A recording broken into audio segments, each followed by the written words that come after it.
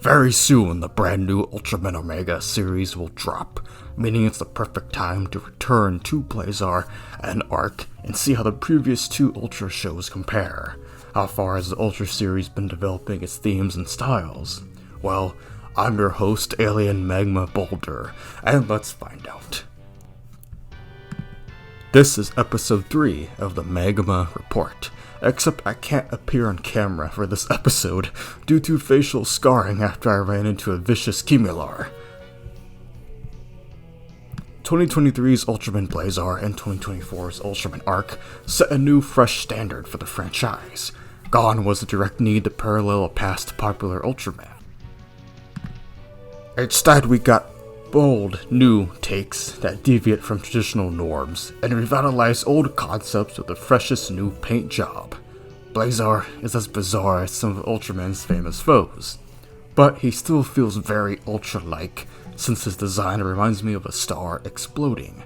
Since stars, mainly the Ultra Star, mind you, are a reappearing motif for these violent, heroic Ultras, yes.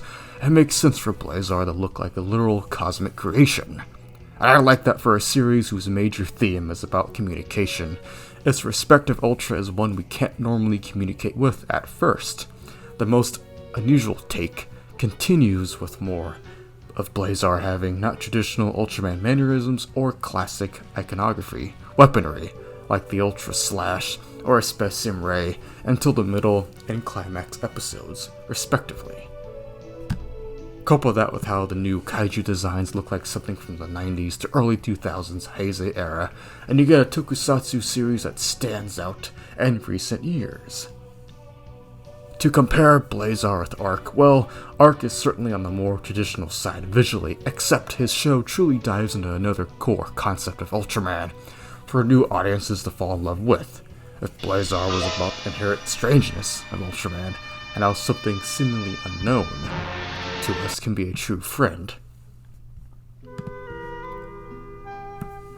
that Arc is about one of Eiji Tsuburaya's original teachings, that being the sincerity of imagination. Now, I gotta hand it to these two Ultramen. While they did illuminate some Seijin I was rooting for, they also showed empathy to other Seijin, or at least tried to make communication possible. I love how in Arc we got to see Alien Kroko, Alien Magma, and Givis, and even a spiritual being such as Anju, portrayed as characters with different emotions and stories behind them. They're actual beings that are trying to make their way in the world, despite whatever tragedy befell them. Then the entire Zangil story was wonderful. What a great samurai that guy is. And Zangil's story in here was a nice way to elevate an already great character from Ultraman Blazar. Of course, Arc still destroys some bad guys, and an alien magma like myself wouldn't mind winning. Like Alien Swede, Zaisu, and whatever the man in the white mask was. But I won't lie, even I was inspired by Arc and Yuma's dynamic throughout the show. So I guess I was rooting for them at the end. Now looking back at Blazar, we got a cool throwback to the cicada humans, the first alien race shown in the Ultra franchise, if we date back to Ultra Q. Here in Blazar, they are musicians using Garamon as a weapon through the power of music. At the very least, the conflict was resolved without a death for the cicada men, barring a hand injury, and they're able to live freely on Earth how they please. There's an extra episode featuring aliens Bados, Pit, and Gios, although I haven't tracked it down quite yet. Anyways, Blazar marked a major return for the alien cannons from Ultra 7, and this is evidence of the terror of looking an Ultraman in the eyes, for you humans, since, sure, they are heroes for you guys. For us Seijin, however, they make invading an Earth terrifying if your kaiju weapon is defeated. Once it happens, you know you're next. Beware, humans. Now, yes, I empathize with what the alien canon has gone through. However, I'll admit, these guys are the worst to become roommates with. Any technology you have can get overtaken by them like Bluetooth on steroids.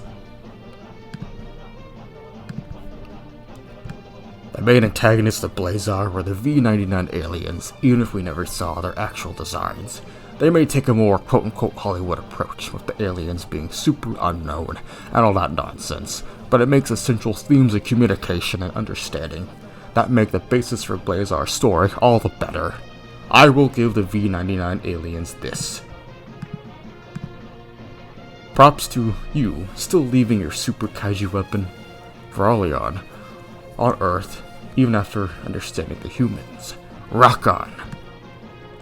So Blazar took the route of completely unknown aliens sending bioweapons to Earth after the Japanese Defense Force shot missiles at them out of fear, and for Arc, the main bad guy was Zaisu, who wanted to sacrifice Earth after trying to contain the sun of his own galaxy, and some other big sci-fi stuff. While Zaisu did finally reveal himself after Swede was defeated, he was still rather unknown in nature like the V99. Above all, both Blazar and Arc focus on the threat at hand, and how even if the unknown may be scary, sometimes just to face it yourself, and see what's really out there.